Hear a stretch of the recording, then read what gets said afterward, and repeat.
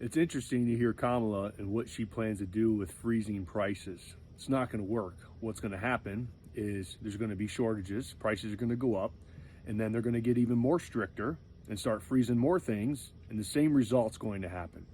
And the people on the left who are brainwashed are going to be like, well, we're doing it for the good of everyone. Almost reminds me of what we went through during the pandemic with the lockdowns, right?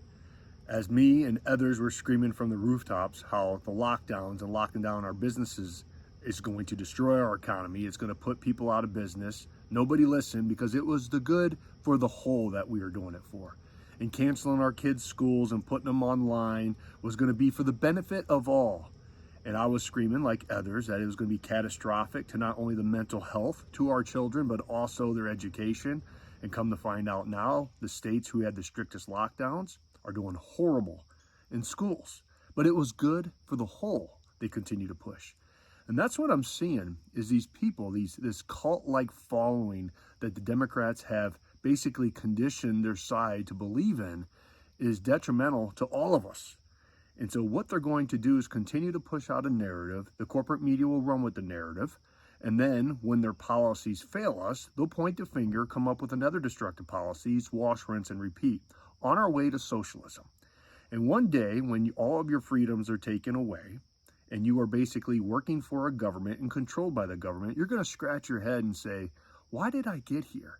Not understanding and realizing that you all had the power at one time to change this path that we're on, but you refused, and that's what's going to happen to our country.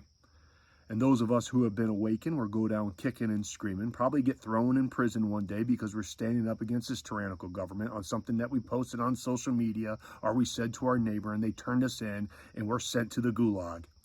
That's the future of socialism in America, which will lead to communism.